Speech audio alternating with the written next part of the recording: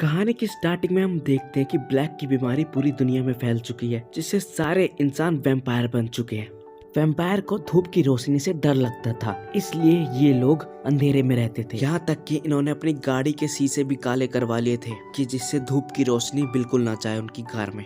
यही हम हमारे एडवर्ड भैया को देखते हैं, जो कि एक साइंटिस्ट थे। यहाँ पर हम ये देखते हैं कि जो इंसान बचे हुए उनका खून निकाला जा रहा है। एडवर्ड था तो एक वैम्पायर, लेकिन वो बहुत बढ़िया वैम्पायर था। अब हमें पता लगता है कि इंसान कुछ ही बचे हैं। अगर इंसान खत्म हो जाएंगे, वैम्पायर भी खत्म हो जाएंगे, क्योंकि उनको खून ही नहीं मिलेगा। अब इन लोगों के पास खून बहुत कम रहता है। चार्ल्स उस ऑफिस का मालिक था।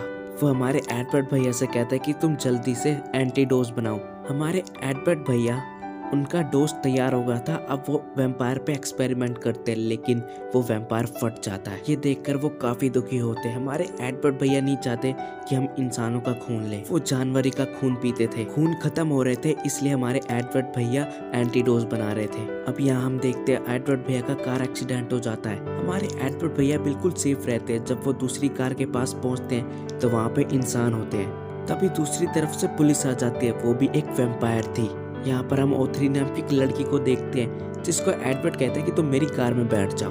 ये लोग कार में बैठ जाते हैं। ओथरी को कार्ड दिखता है एडवर्ड का, जो कि एक डॉक्टर था। अब हमारे एडवर्ड भैया उनको पागल बना देते हैं। वो कहते हैं कि वहाँ गए। वहीं दूसरी तरफ ओथरी भी पुलिस के जाते ही वो लोग वहाँ से निकल जाते हैं। हमारे एडवर्ड भैया ने उन लोगों की मदद करी। अब हम देखते हैं एडवर्ड भैया जब घर पर होते तो उसका भाई फ्रैंकी आता है वहाँ पर, जो कि कहता है कि मैं इंसानों को एकदम ताजा खून लेकर आया हूँ। हमारे एडवर्ड भैया उस खून को पीने से मना कर देते हैं, जिससे फ्रैंकी को काफी ज्यादा गुस्सा आता है और वो बोतल फेंक के दीवार पे मार देता है। लेकिन हम तभी देखते हैं खून की खुशबू सूंघ के एक वैम्पायर आ जाता है, जो कि मरने वाला था। वही हम एडवर्ड और फ्रैंकी को देखते हैं, वो लोग उसको मार देते हैं। तभी हम देखते हैं पुलिस ऑफिसर आते हैं। सब के सब एक वैम्पायर बन चुके थे। वहीं हम देखते हैं थोड़ी देर के बाद ओथरी वहाँ पर आती है, जो कि हमारे एडवर्ड भैया से हेल्प मांगती है, क्योंकि अभी बहुत सारे इंसान बचे हुए थे। ओथरी कहते कि मैं सिर्फ तुम पे भरोसा कर सकती हूँ। ओथरी एक जगह का एड्रेस देती है, जहाँ पर हमारे एडवर्ड भैया को जाना पड़ता है, लेकिन एडवर्ड भैया सोचते बहुत है। अब वो अपनी ब्लैक विंडो में निकल जाते हैं ओथरी से मिलने के लिए। वो उस जगह के एड्रेस पे पहुंच जाते हैं।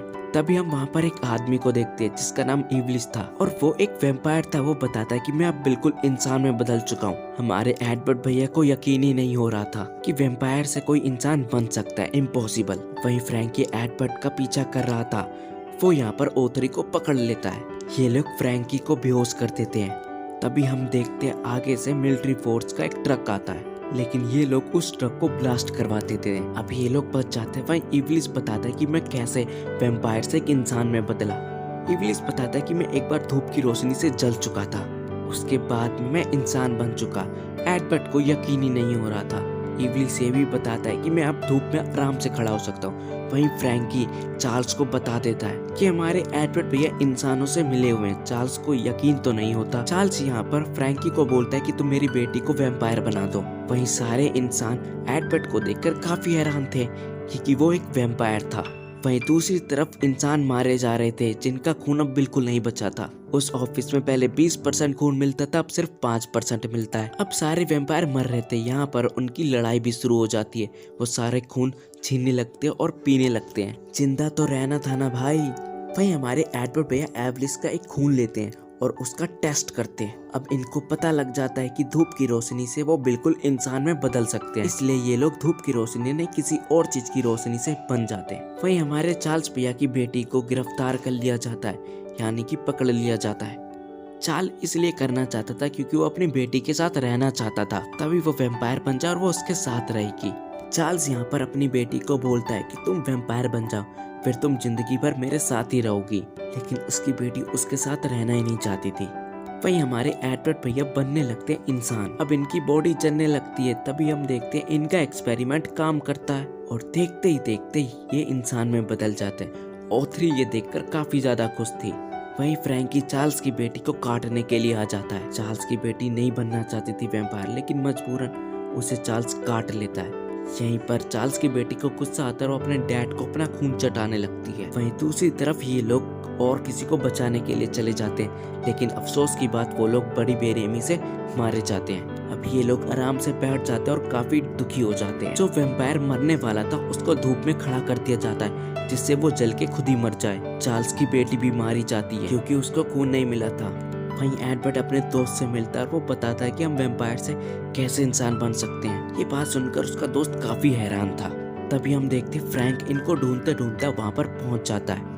वो एवलिस के ऊपर बंदूक तान देता है। एडवर्ड उसको काफी समझाता है कि वो ऐसा ना करे। फ्रैंकी रुक जाता है लेकिन तभी वो एल्विस का खून पी लेता है। एडवर्ड उसको मारने ही वाला होता है, तभी देखते हैं कि फ्रैंकी इंसान में बदल चुका है। एडवर्ड समझ जाता है अगर हम किसी वैम्पायर को अपना खून देंगे तो वो भी एक इंसान में बदल जाएगा। चार्ल्स ने O3 को पकड़ लिया था, इसलिए वो अब एडवर्ड को भी वहाँ पर बुलाता है। एडवर्ड वहाँ पहुंचकर कहता है कि तुम मेरा खून पी लो भाई, मुझे दोबारा से वैम्पायर बना दो। अब ये बात सुनकर चार्ल्स हैरान हो जाता है, अगर भाई तुझे वैम्पायर ही रहना था तो इंसान क्यों बना। चार्ल्स फिर ऐसा ही करता है, वो जाके एडवर्ड का खून पी लेता है और वो भी एक वैम्पायर से इंसान बन चुका था। लेकिन एडवर्ड चार्ल्स को नीचे भेज देता है जहाँ पर मिलिट्री वाले होते हैं जो कि एक वैम्पायर होते हैं। वो लोग चार्ल्स का खून पी लेते हैं और उसको मार देते हैं। वहीं एडवर्ड और O3 ये लोग भाग रहे होते तो आगे से मिलिट्री वाले रोक लेते हैं। वहीं फ्रैंकी आता है और इन लोगों की जान बचा लेता है। फ्रैंकी अपने भाई को बचाने के लिए अपना खून पिलाने लगता है, लेकिन फ्रैंकी नहीं बच पाता और बाकी के मिलिट्री वाले जिन्होंने खून पिया था वो इंसान बन चुके थे। एडवर्ड को काफी दुख था क्योंकि उसका भाई मारा गया। सारे मिलिट्री वालों को मार दिया जाता है। मारने वाला कोई और नहीं, एडवर्ड का दोस्त होता है। वो नहीं चाहता था कि वैम्पायर से इंसान बना जाए।